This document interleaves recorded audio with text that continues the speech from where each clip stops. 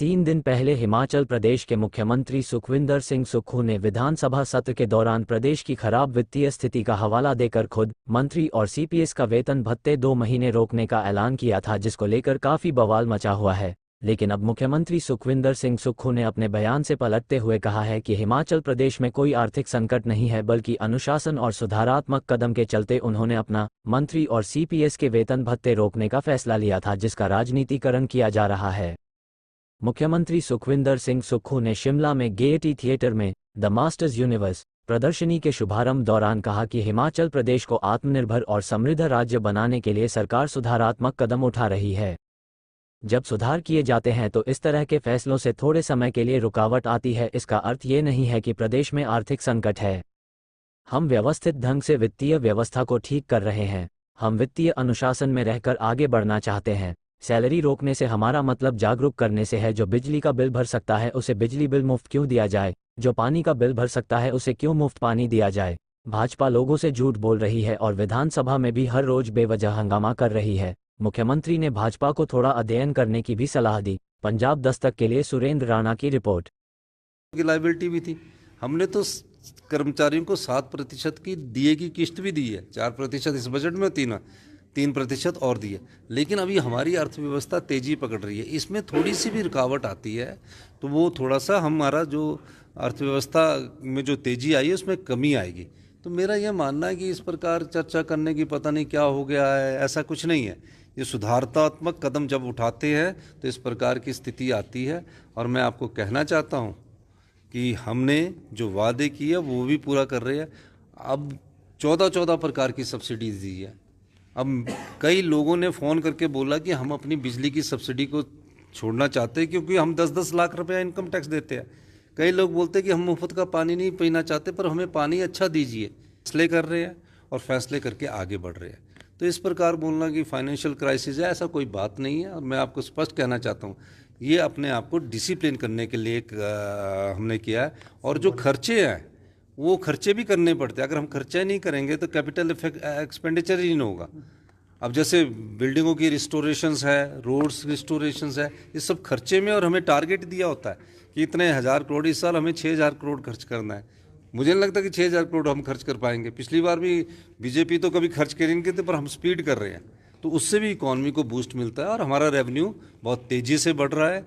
और मुझे खुशी है कि जो हम सुधार कर रहे हैं और जो हम थोड़े बहुत कड़े फैसलों का असर होता है।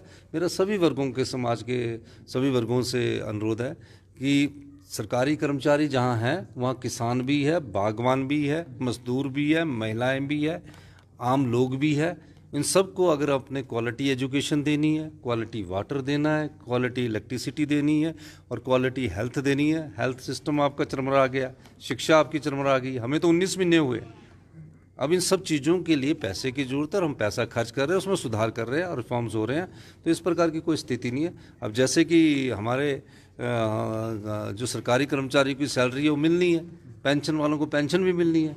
तो 75 साल से ऊपर का एरियर जब हमने 28,000 परिवारों को दे दिया तो और परिवारों को भी मिलेगा। तो थोड़ा सब प्रकार से सुधार है। थोड़ा केंद्र से सर मदद मिली है? केंद्र से तो हमारे अधिकार है।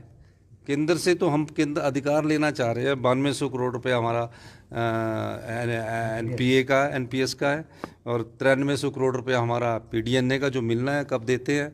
और 4300 करोड़ रुपया हमारा बीबीएमबी से शेयर है, जो कि सुप्रीम कोर्ट ने कहा कि हिमाचल प्रदेश को दो। उसकी 11 सितंबर को भी मेरे ख्याल कोर्ट में केस लगा। सर आपको लगता है इसमें राजनीति कर रहे हैं? इसमें, जिसमें बिल्कुल भारतीय जनता पार्टी यहाँ की राजनीति कर रही है। कभी बोलते हैं कि हमारे मकानों की ड्रोन से स्पाइंग कर रहे हैं, झूठ वो बोल रहे हैं कि हम बोल रहे हैं। कभी बोलते कि शराब के ठेकों की नीलामी हुई, उसमें ऐसा हो गया। उल्टा सीधी बयानबाजी कर रहे। पढ़ के आना चाहिए उनको और थोड़ा स्टडी करके आना चाहिए। धन्यवाद। एक चीज़ कहना चाहता हूँ, मैं जो भी काम कर रहा हूँ वो 2027 में हिमाचल प्रदेश आत्मनिर्भर कैसे बने और 2032 में हिमाचल प्रदेश हिंदुस्तान का सबसे समृद्धशाली और अमीर राज्य बने। मेरी आप पहले दिन से स्टेटमेंट रखो। ऐसा नहीं है, ये रिफॉर्म है। अगर हमने 2 महीने की सैलरी को रोक लगाई है तो इसलिए लगाई है कि हम सब लोगों को, समाज के सभी वर्गों को ये सोचना है कि हमें आने वाले समय में अपने आप को डिसिप्लिन करना है, अनुशासित करना है। ये एक ऐसी व्यवस्था 40 साल से चल रही है जिसमें सुधार करने की जरूरत है और मैं सुधार कर रहा हूँ। और आपको मैं बताना चाहता हूँ, इस सुधार से हमारी अर्थव्यवस्था में बहुत तेज़ी से सुधार हो रहा है।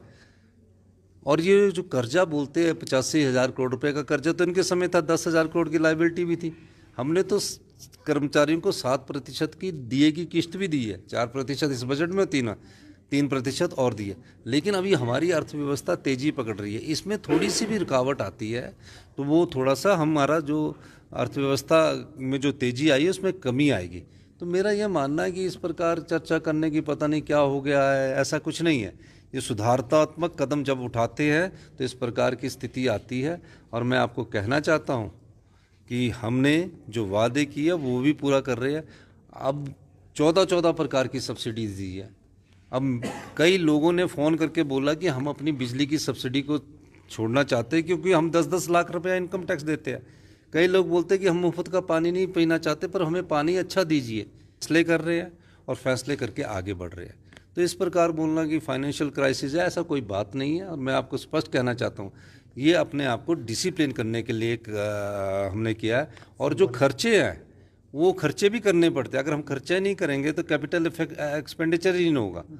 अब जैसे बिल्डिंगों की रिस्टोरेशंस है, रोड्स रिस्टोरेशंस है, ये सब खर्चे में, और हमें टारगेट दिया होता है कि इतने 1,000 करोड़, इस साल हमें 6,000 करोड़ खर्च करना है। मुझे नहीं लगता कि 6,000 करोड़ हम खर्च कर पाएंगे। पिछली बार भी बीजेपी तो कभी खर्च कर नहीं थे, पर हम स्पीड कर रहे हैं, तो उससे भी इकॉनमी को बूस्ट मिलता है और हमारा रेवेन्यू बहुत तेज़ी से बढ़ रहा है। और मुझे खुशी है कि जो हम सुधार कर रहे हैं और जो हम थोड़े बहुत कड़े फैसलों का असर होता है। मेरा सभी वर्गों के, समाज के सभी वर्गों से अनुरोध है कि सरकारी कर्मचारी जहाँ हैं वहाँ किसान भी है, बागवान भी है, मजदूर भी है, महिलाएं भी है, आम लोग भी है। इन सब को अगर अपने क्वालिटी एजुकेशन देनी है, क्वालिटी वाटर देना है, क्वालिटी इलेक्ट्रिसिटी देनी है और क्वालिटी हेल्थ देनी है। हेल्थ सिस्टम आपका चरमरा गया, शिक्षा आपकी चरमरा गई। हमें तो 19 महीने हुए। अब इन सब चीज़ों के लिए पैसे की ज़रूरत है और हम पैसा खर्च कर रहे हैं, उसमें सुधार कर रहे हैं और रिफॉर्म्स हो रहे हैं। तो इस प्रकार की कोई स्थिति नहीं है। अब जैसे कि हमारे जो सरकारी कर्मचारी की सैलरी है वो मिलनी है, पेंशन वालों को पेंशन भी मिलनी है। तो 75 साल से ऊपर का एरियर जब हमने 28,000 परिवारों को दे दिया तो और परिवारों को भी मिलेगा। तो थोड़ा सा प्रकार से सुधार है। थोड़ा केंद्र से सर कोई मदद मिली है? केंद्र से तो हमारे अधिकार है। केंद्र से तो हम केंद्र अधिकार लेना चाह रहे हैं। 9200 करोड़ रुपए हमारा एनपीए का, एनपीएस का है और 9300 करोड़ रुपया हमारा पीडीएनए का जो मिलना है कब देते हैं, और 4300 करोड़ रुपया हमारा बीबीएमबी से शेयर है जो कि सुप्रीम कोर्ट ने कहा कि हिमाचल प्रदेश को दो। उसकी 11 सितंबर को भी मेरे ख्याल कोर्ट में केस लगा। सर आपको लगता है इसमें राजनीति कर रहे हैं? इसमें जिसमें बिल्कुल भारतीय जनता पार्टी यहाँ की राजनीति कर रही है। कभी बोलते हैं कि हमारे मकानों की ड्रोन से स्पाइंग कर रहे हैं, झूठ वो बोल रहे हैं कि हम बोल रहे हैं। कभी बोलते कि शराब के ठेकों की नीलामी हुई, उसमें ऐसा हो गया। उल्टा सीधी बयानबाजी कर रहे हैं। पढ़ के आना चाहिए उनको और थोड़ा स्टडी करके आना चाहिए। धन्यवाद।